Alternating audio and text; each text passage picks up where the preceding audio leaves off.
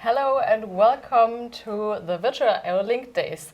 Today it's all about IO-Link in robotic applications. My name is Eloise Heckeler, I'm marketing manager at Balluff, and with me in the studio is Victor Carcamo, our key account manager in the area of robotics and intralogistics, and our product cluster manager in the area of networking, Stephan Langer. And before we start right away with this session, I want to remind you that on the right side you can find the question and answer area, and there you can send us your questions and we are going to answer them. And now let's start with the session. I give the microphone to Victor. Thank you very much, Louise, for this kind introduction. Also, thank you very much to all of you for joining us here to our last session of our virtual IO-Link days. As Eloise already mentioned, today we are going to talk about robotics applications and how IO-Link can help us there to solve certain issues. The robotics is a very important part of the automation. I think many production steps wouldn't be possible without the robotics nowadays. This is also a reason why there is a very large spectrum of use cases for robotics, from welding to mounting and everything between. A lot of applications can be solved with robotics, and this is also the reason why the importance is increasing. I've seen some reports where it's mentioned that we have roughly 4 million units sold already on the market. It's just an estimation, but it's showing that it is a very important technology. And within this field of robotic applications, we have certain challenges that we are encountering. One of them is that we need a lot of sensors, especially in the robotic arm. This is creating a very complex wiring. And a complex wiring, a lot of cables, usually also always comes with a lot of mass and a lot of weight. This is not very productive for us, because we want to realize a high dynamic application with our robots. They are moving very fast, and the more mass, the more weight we have, this is obviously not very positive for that. Also, something that we need to keep in mind, where mass and weight is also influencing it, is the energy efficiency. This is a worldwide topic. I think every producer of electronic equipment is dealing with it now, and of course we want to keep the energy consumption as low as possible. But because last and not least, this is also going directly into our costs. And in order to be successful on the market, every robotic producer needs to also have their costs considered. And this is exactly where IO-Link can help. It's a universal system. It enables the sensors to be smarter, to provide more data, more information, and it makes the whole system, the whole wiring, more easier and less complex. We're now going to make a short summary of our previous sessions concerning this IO-Link topic. If you want to have it more in detail and to want to have more information about it, please feel free to check our first and second session.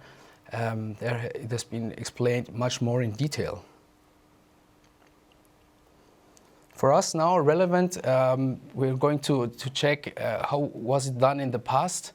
Here we can see that the communication reaches only the IO level or complexer devices. There is no communication or very limited communication possible down to the field level. And this is exactly where IO-Link jumps in.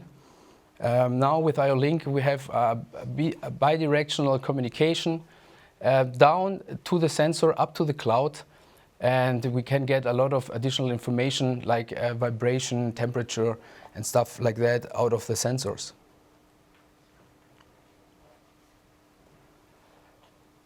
And how does this help to reduce costs? As mentioned before, we have a simplified wiring. We use standard M12 connectors with standard sensor cables. There is no shielding necessary, which is especially also helping us to reduce weight and mass, as we have seen before. It provides an advanced fault diagnostics. As we have seen before, we're providing a lot of additional information via our smart sensors, and with this gives us an outlook. How is the status of our cell, of our machine, and can act accordingly. Data-driven quality assurance, also a very important topic. With all this information we get out of our machine or out of our robot cell, we know exactly how our production status is. We can see if something is going wrong, if there is more vibration, more temperature. This is probably having a bad influence on our quality, and then we can act accordingly. A seamless sensor to cloud connectivity. We've seen before, we can now reach our sensors down in the field and get a lot of additional information out of it. This enables to make a condition monitoring, a predictive maintenance. I think that this is a universal logic all over the world. When something unexpected happens, most of the time it happens at the worst possible time. So it's really helpful to be able to predict when do you need to exchange devices within your robot, within your cell, to avoid unexpected downtime. Last but not least, the quick swap of IO-Link sensors. We can store the configuration of a sensor within our system, for example, in our IO-Link master. And when a sensor breaks and needs to be exchanged, you can just take a new sensor, put it in, connect it, and then the configuration is done automatically via the system. So this is more a general look of IO-Link, but how exactly does this now help us with our robotics applications? This is going to be explained by Stephan. Thank you, Victor. And also from my side, hello everybody. Welcome to this session. Yes, it's all about robotics today. And we know that IO-Link really can help and can bring a lot of benefits also into these robotic applications. Victor mentioned that already. We showed this in our first sessions, that the IO-Link components on one side bring a lot of additional information. That means it's much more easier to react on changes in the environment or on critical situations of the components itself. So we saw that IO-Link components could bring not only the process data, like a switching signal, for example, but also information about the vibration situation, the humidity, the temperature, the inclination, and all these kind of things. So additional information, condition monitoring information to make the application more transparent and to make it possible to react much faster on changes in the environment. So increasing the overall efficiency, by the way. But we also talked about the installation advantages. And installation advantages really a big topic also here in these robotic applications. So you see that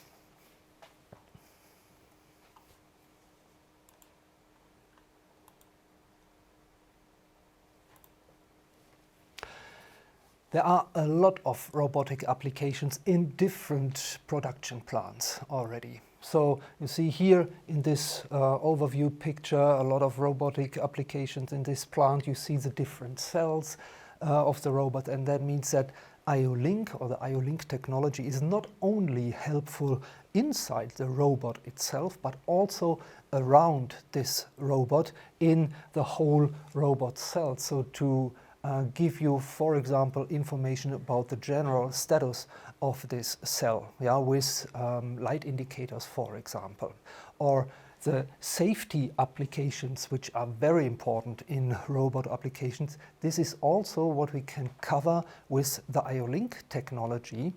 And so that means also these light curtains and emergency stops and all these kind of things. This is possible to integrate this into the IO-Link topology as well. So an installation more or less inside a robot could look like this. This is an example picture, and you see here at the bottom of this robot you find the IO-Link master module. And you know, out of one of the first sessions, the IO-Link master module is more or less the center of this topology. All the IO-Link devices we are going to use are connected to this IO-Link master module here with these ports. And the ports here above this, they are going to be used for the field bus connection. So again, information out of one of the first sessions, different interfaces available, independent if it is Ethernet IP or Profinet or EtherCAT, CC-Link and so on. We have the IO-Link master modules with all these different interfaces, so you can integrate IO-Link technology in all these different field bus systems. Very interesting is to see when we are going up here to the end of the robot arm, to this tooling here. And you know that on this kind of gripper, for example, you have a lot of signals which you have to collect and which you have to transport at the end to the controller, by the way. And this is possible now to get these information in a very, very simple way with IO-Link, because you are just going from the master module up to the gripper with a 3-wire sensor cable. That is what we know from the first sessions as well. When we're talking about IO-Link, it's always the 3-wire sensor cable for communication and for power. There are also possibilities to use directly a field bus module in this area here, maybe directly on the gripper, to collect all these different signals, yes. But the difference is that you have to go with a field bus communication cable then through this way, which is much more complicated to install. And you have to connect a separate power supply as well. And this is what you can get rid of if you're using IO-Link, because we know that the IO-Link communication provides not only the data, the communication, but also the power on one single cable. Just the 3-wire sensor cable, very easy, very simple, and very robust, especially in these kind of applications. So, but how does it look like in a complete application? This is what we would like to show in a small animation. May you know this if you joined one of the first sessions we did. We did the same with a filling line, for example, and this time here it is about a robot application. And if we have a look at this robot application, we see that, of course, in the center there is this robot doing some specific things, like moving boxes from storage to another place, what we can see here. And we see also that we have a lot of different devices, a lot of different components inside the robot or around the robot, which is necessary to keep the application running. And all these activities here can be covered by IO-Link, for example. Let's have a look at the different components here.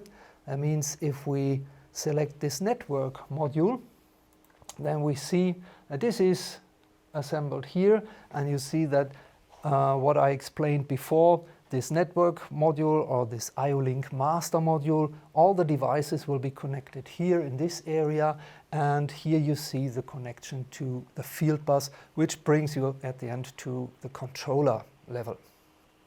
All the different IO-Link devices will be connected here.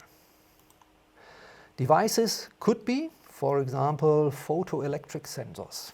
Let's have a look at this. different photoelectric sensors are available, and if we have an IO-Link interface in this, then we could use it here in this area. This is used to detect the box itself, to detect the position of the box, to make it possible to position also the gripper in the right way. So this is the information what is given by these optoelectronic sensors, and these sensors are connected here to a so-called IO-Link I/O module. And the I/O module is going to a very interesting part here, which is called the inductive coupling system. And the inductive coupling system here gives you the possibility to do kind of tool changing or gripper changing at the robot arm contactless. Yeah? So without any contacts, you can change the grippers or the tools, and you will get all the power you need and the communication via contactless communication with these inductive coupling systems. Let's have a closer look at this. So if we see here, the inductive couplers are located here, and if we select this, we will have a view from a different perspective. That means here we see our inductive coupling system, and we see our IO-Link I/O module, what we saw before, where the optical sensors, for example, are connected. And you see that this I/O module here is connected to a unit which is called the remote unit of this inductive coupling system. And on the other side, we see the base unit. So an inductive coupling system always comes up with a base unit and a remote unit. And on the remote unit, you have the IO-Link device. And the base unit here is connected with the IO-Link communication to the IO-Link master, which is mounted at the bottom of the robot, what we saw before. Advantage, again, contactless, no mechanical stress anymore on the pins or corrosion or something like that. This is not the case anymore, because we have an air gap here, which could be up to 5 millimeters. And we can transport the power and the communication in both directions. So that is very helpful, this technology here, for especially robot applications. But as I said, not only inside the robot or directly on the robot, also around this robot in the robot. So just like these kind of smart lights here, these indicator lights, of course, can be used to give an indication about the general situation of my robot cell here. Is everything okay, or do I have any kind of problems? This can be indicated here with this smart light. And the smart light as well can be connected via IO-Link to this IO-Link master module. And please keep in mind, everything always with the 3-wire sensor cable. Yeah? Whatever you do with IO-Link, it's always the same cable. Not enough with this, also, of course, identification activities with RFID systems. Yeah? RFID read-write heads are available with IO-Link interface to identify the different boxes here with the RFID tags can be read, and the read-write head can be connected, of course, again with the IO-Link technology to the master. So there is almost no task in an automation or environment or in a factory automation which cannot be covered by IO-Link. In one of the first sessions we talked about that the IO-Link community is that big that we have more than 420 companies now working on this technology and providing solutions and devices. So you can be sure that almost every task in a factory automation activity can be covered by IO-Link. Also, let me first show you this activity here, this working of the inductive coupling systems, what we saw here. This is what we can demonstrate also with a short movie, and this should underline how the functionality is. So if we can start the movie. Then we see here these systems. These are the inductive coupling systems, and connected are some indicator lights. And now you see how the remote unit is moving to the base unit, to one of the base units. And the base unit here is connected to the IO-Link master. And you see that power will be transported over the coupling system, as well as communication, because you saw that first it was blue light, yeah, because position was reached, and then we made an acknowledge on the indicator light, and then it turned to green. So communication in both directions, of course, is possible. If we continue the movie, we see that, of course, also other remote units are able to work with the same base unit. So you can have different remote units connected with different IO-Link devices, working with one or even more base units.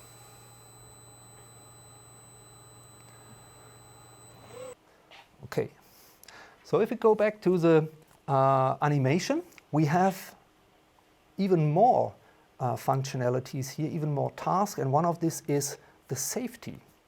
So you see here also already the light curtains we see to make a safe area of this robot application, very important. And I already mentioned that also the safety functionality can be included into the IO-Link topology. And here in this example it looks like this. We also have an I/O module which is safety related. And that means on this I/O module here, on this safety I/O module, you can connect your safety devices, like emergency stops or light curtains or interlocks or whatever. Yeah, whatever is safety related, you can connect this to this module. And this I/O module will communicate via the standard IO-Link communication line to the IO-Link master, and at the end to the safety PLC. So this is one way to also integrate the safety devices, safety communication or technology into the IO-Link topology.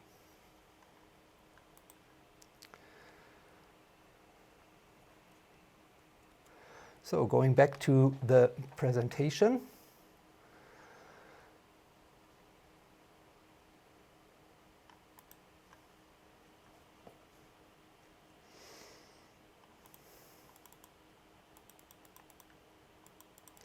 Muss ich da durch?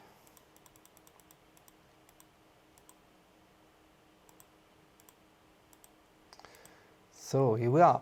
Just to make clear where we are with our IO-Link communication, with our safety technology, it's the same area where we are with our IO-Link technology as well. We have the IO-Link I/O modules, the IO-Link devices here in this level, and also the IO-Link safety modules here, where you can connect your safety devices, like light curtains and emergency stops and so on. But the next logical step, of course, will be IO-Link wireless. And everybody can imagine that especially wireless could bring a big benefit to especially robot applications as well. And this is also already available.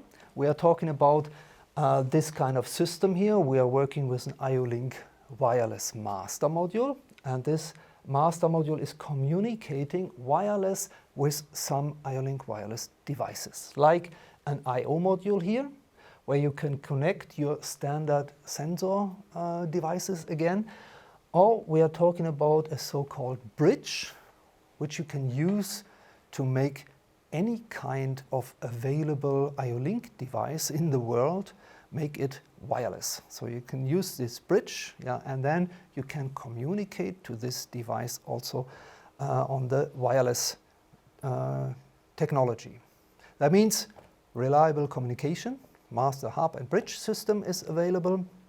This will reduce even more the cabling and eliminates the installation complexities. We have a flexible configuration.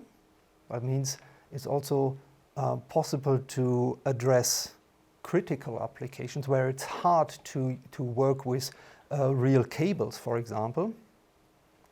And it's a proven performance because leveraging wired IO-Link reliability, that means it's the same protocol, it's the same stability of the communication protocol as we have with the wired IO-Link. So that definitely is going to be one of the next steps, especially in the robot applications. Very interesting.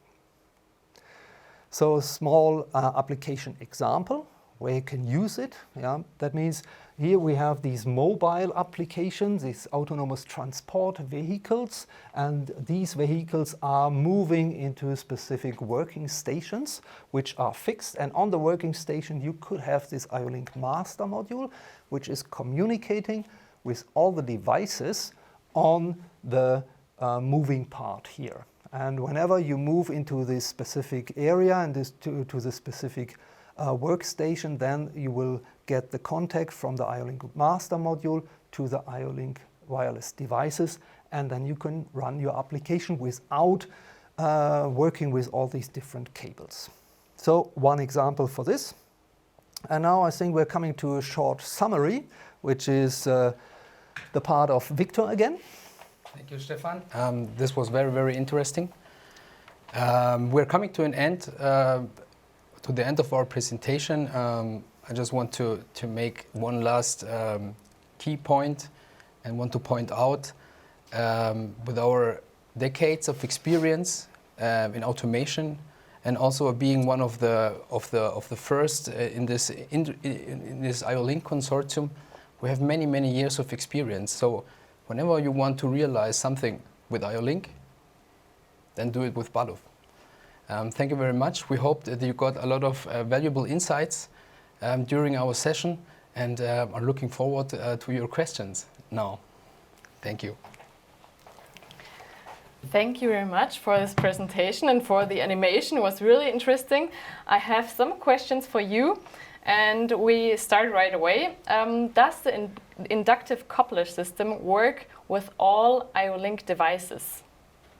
Yes, it is based on the IO-Link specification. Mm-hmm. It's based on the standard, and it's the same. So it is really actually working like a cable. Yeah, you don't see it in your topology. If you build up a topology with any kind of software or something like that, you won't see the inductive coupling system. It's just working like a cable. And on the other side of this system, definitely it's possible to connect any kind of IO-Link device, yes. Mm-hmm. Is IO-Link wireless already available on the market? Yes, we have introduced our wireless system roughly 1 year ago. We have many applications in the field. So it's a proven technology, and it's available, and we're looking forward to your inquiries and your orders in best case. Another question regarding wireless. Is safety also possible with IO-Link wireless? That would be the next logical step. Of course, that makes sense, by the way. But today we have to work on both sides already with the community, with the IO-Link community. We have to do some modifications, let me say, on the specification of wireless and also on the specification of safety, and then it should be possible in the future to combine these two technologies also. But yeah, it's a good question. Makes sense to work in this way, but not today, but maybe in the future. Okay, great. Another question regarding wireless. Is there any risk of IO-Link wireless if there are several mobile phones within the area? There is always a risk when you're doing wireless applications. Let me explain it like this. Yeah. So what you have to do when you're going to use the wireless system, you have to do a wireless planning. Yeah.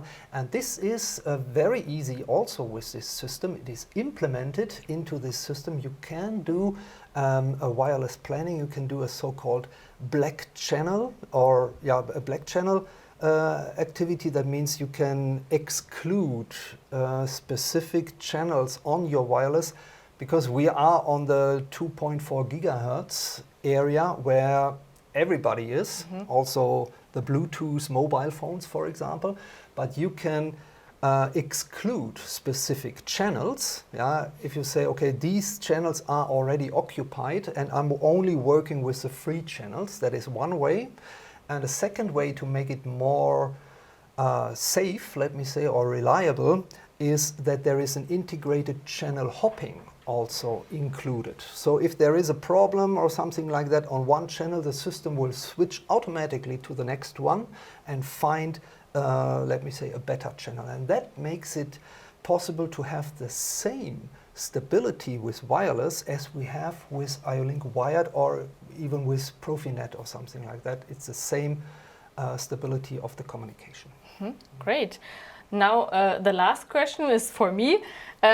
Someone asked if you get the recording. Yes, of course you will get the recording of this webinar session. If you attend late, it's not a problem. You will receive a link to our recording, and you can also look up our previous sessions. We also have the recordings of them, and you can look them up as well. And so now we're at the end. I thank you very much for your attention and your interest. I hope you learned a lot, and we wish you a really nice day. Thank you.